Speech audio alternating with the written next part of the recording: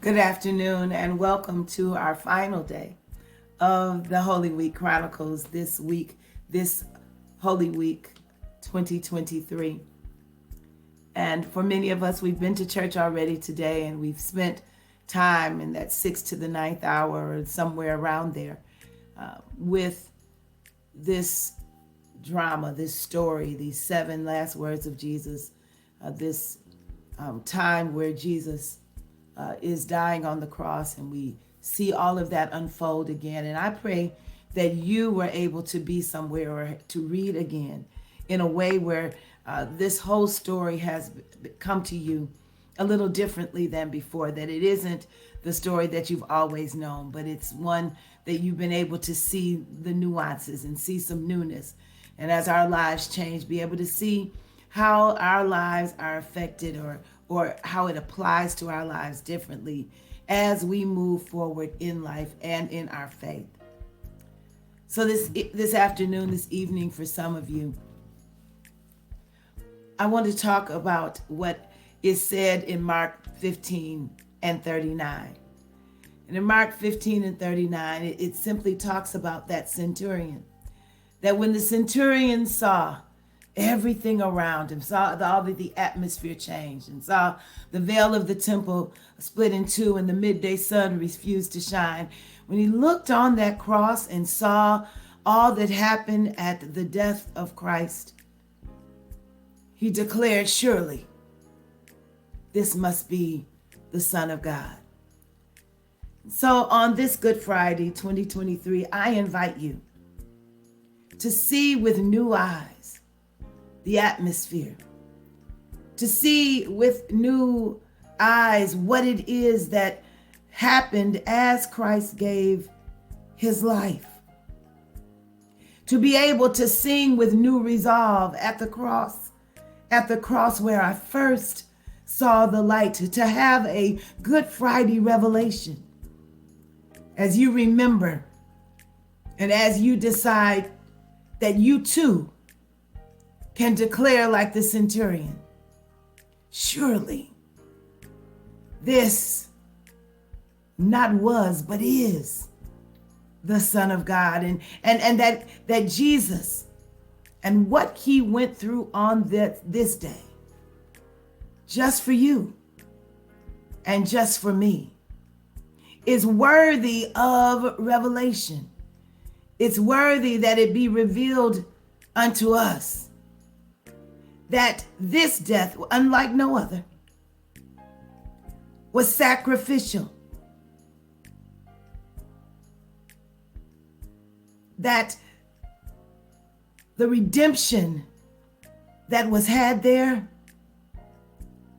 was something we could not do for ourselves.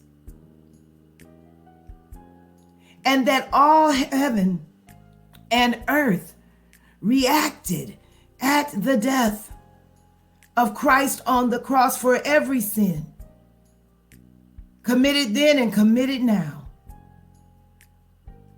fell on him at Calvary.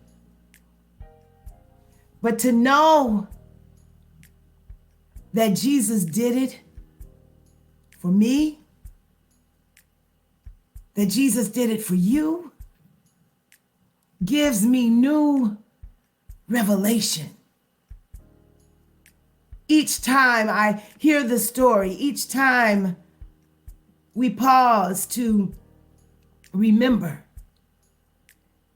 it ought to make us stronger, knowing that it wasn't anything we could have done. We couldn't earn it. We couldn't deserve it. But that when Jesus did it because of Jesus's love toward us. Get new revelation every time you think about it. Every time you go back in your mind and remember every gory detail. Don't be so quick to get to Sunday that you miss the power of what Christ did for us on Friday, that you are able to see with centurion revelation Surely this was and is the Son of God. As you go through this evening and tomorrow, don't be so quick to get to Easter that you do not spend time in the gulf that sits between crucifixion and resurrection. That your revelation allows you to sit in that space and to feel what everyone else felt. The pain of loss that Jesus too was acquainted with. The depth of emptiness. So that when we get to Sunday, not only will we have Good Friday revelation, but we'll have Resurrection Sunday joy, because we've sat in this space and we've remembered and we've grieved. Not what Jesus did for us. We're grateful for that, but the reason he had to sit in our guiltiness, to sit in what it took for God to bring us back to restore our relationship. So that with joy, when we get there, we can exclaim that Jesus lives. But we're not there yet. So stay here. Sit in this place.